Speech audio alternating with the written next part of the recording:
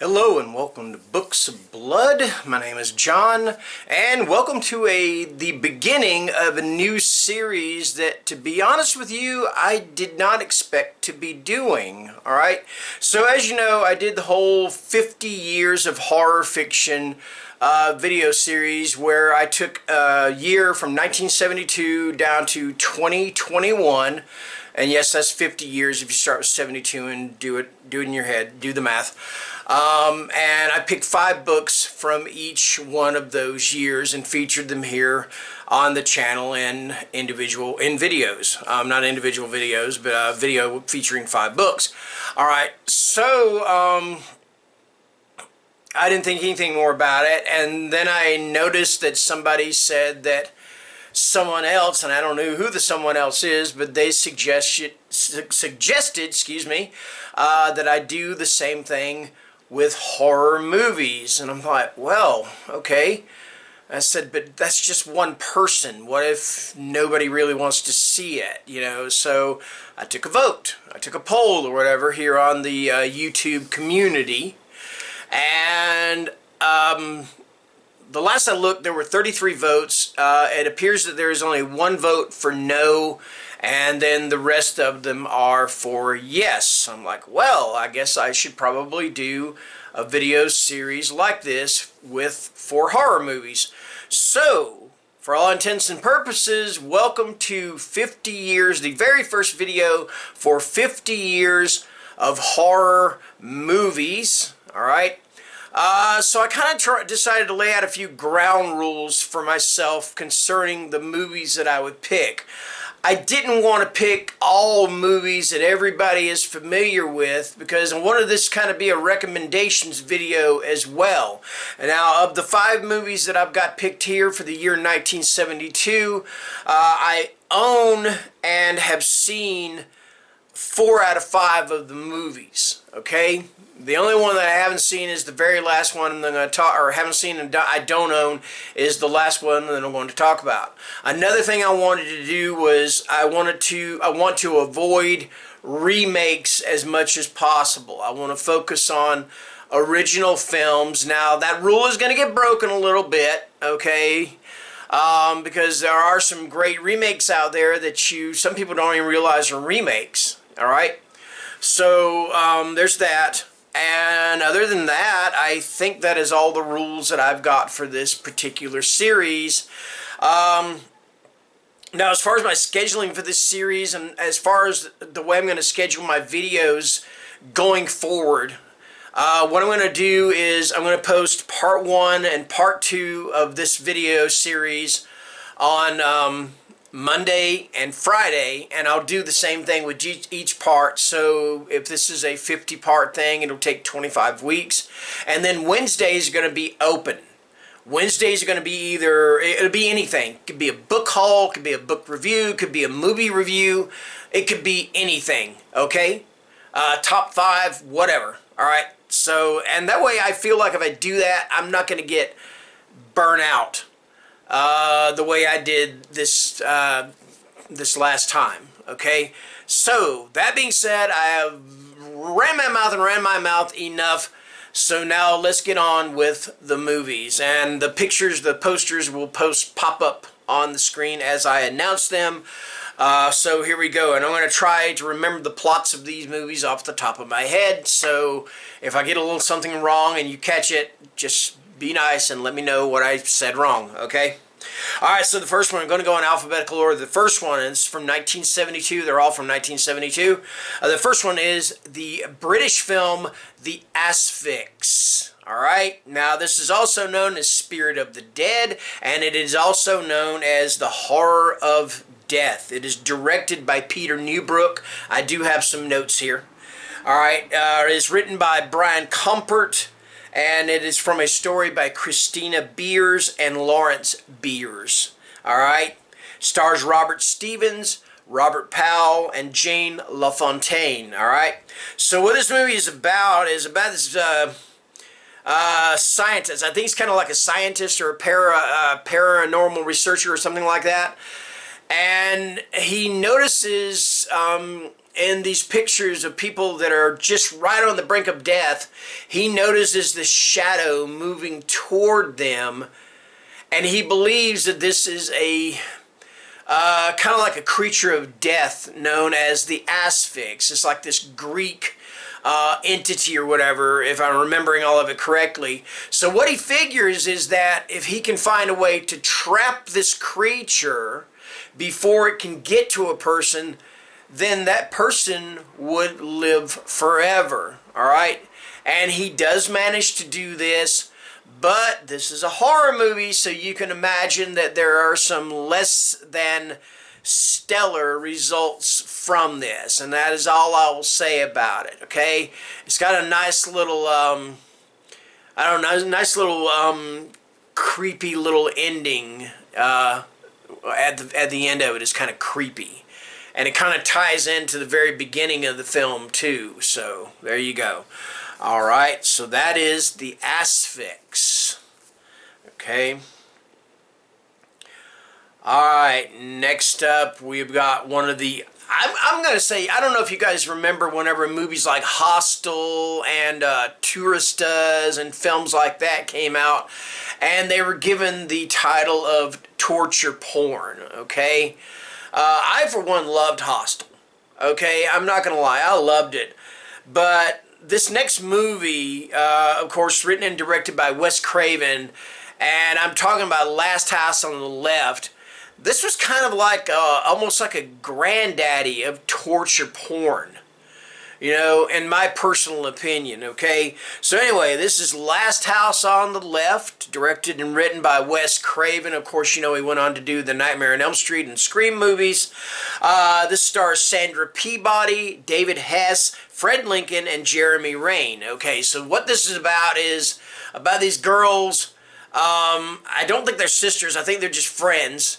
But they decide to go out one night, just to have a little fun, and they run into these bad people, and these bad people do very horrible things to them. And I'm going to say trigger warning, because there is sexual assault, there is murder, there is kind of like torture and everything, and these girls are killed. Okay, so what makes this movie interesting, though, is that these bad people end up at the home of one of the victims, and the parents start to realize who these people are, and all hell pretty much breaks loose. You know, you can kind of imagine what happens. I'm trying not to spoil anything, okay? Alright, so yeah, that is Last House on the Left. I can't remember if this was Wes Craven's first movie. I think it was, but I'm not 100% sure. Okay? Alright. Oh, and another rule that I said I was going to do with this list, and this is going to be pertaining to this particular movie that's coming up. I will be including, when and where I can, I will be including TV movies. Especially back when we're talking about stuff from the 70s, because there were some really creepy, really well done TV movies, horror movies, that were produced by or created by or whatever by Dan Curtis. They usually played on ABC. So the next one I'm going to be talking about is The Night Stalker. Okay, this is directed by John Llewellyn Moxey. It is teleplay is by Richard Matheson. If you're a horror fan, you know who Richard Matheson is. I Am Legend, Hell House, those movies, those books, awesome. Okay, all right, and it is from a novel by Jeff Rice. Okay, so if you have not watched The Night Stalker, I'm just going to say this to you. Without The Night Stalker, and if you are an X-Files fan, without The Night Stalker, there would probably not be an X-Files, okay? Especially concerning the TV series The Night Stalker. But anyway, the TV movie The Night Stalker concerns a reporter played by Darren McGavin. He works for, I'm going to say he probably works for what would be considered a tabloid, a rag or whatever. But he in the movie, what happens is he discovers this gentleman by the name of Janos Skorzeny, and he's played by Barry Atwater. And it just turns out that Janos Skorzeny is a vampire, and he is haunting or stalking the streets of Las Vegas. And Carl Kolchak, our intrepid reporter, cannot get anybody to believe him, especially his grizzled boss, Vincenzo, played by Simon Oakland. And he kind of gets his girlfriend, played by Carol Lindley, kind of gets her believing, I can't remember if she's actually his girlfriend. I think she might be a hooker. I can't remember for sure. I haven't watched the movie in a long time. But essentially it's about a news reporter who just happens to encounter a vampire, and he has to take matters into his own hands to defeat this vampire because nobody else will believe him. And that is pretty much the premise what the TV series was too.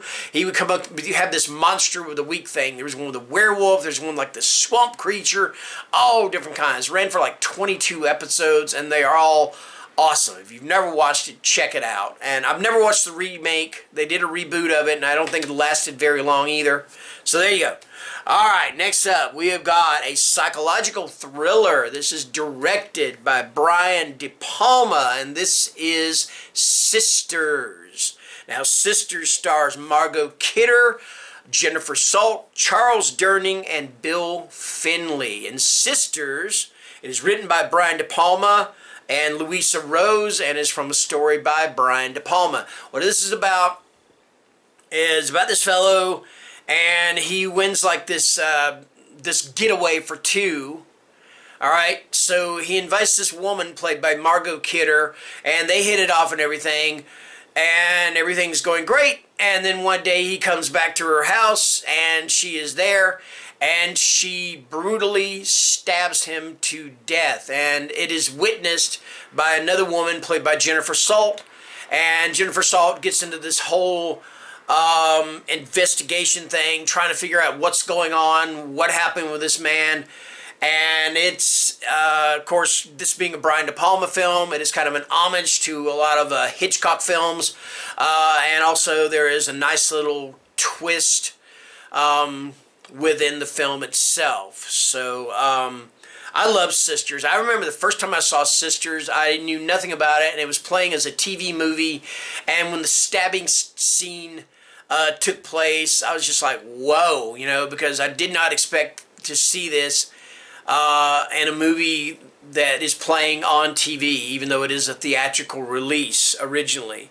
So yeah, that is Sisters, directed by Brian De Palma. Alright, so like I said, the first four films, I have seen those. I enjoyed them quite a bit. This last one, I didn't realize that I don't even own a copy of it, and I need to remedy that. And the next one we're going to talk about is the movie Vampire Circus, and I'll try to give you the plot as best I can, okay? Anyway, Vampire Circus is directed by Robert Young, and this is a Hammer film from 1972. Like I said, they're all from 1972. The screenplay is by Judson Kinberg. It stars Adrian Corey, Thorley Walters, and Anthony Corlin. Now, Anthony Corlin, that was the name this person used in the movie. His actual name was Anthony Higgins, all right? So Vampire Circus, what Vampire Circus is about is just what it says. It is this, like this traveling circus, and some of the inhabitants of this traveling circus, I don't know if it's all of them, but anyway, they are vampires, and they are feeding on the children of this Serbian village, all right? So that is pretty much what the plot of Vampire Circus is. And that is going to bring to close the very first installment of 50 years of horror movies. I hope you guys enjoy this one, and there's going to be many more to come. So I guess whenever I'm making these particular videos, maybe I'm not Books of Blood, maybe I should be Cinema of Blood. Okay? What do you guys think? You like that? Anyway, thank you very much for watching. Take care and stay scared. Bye-bye.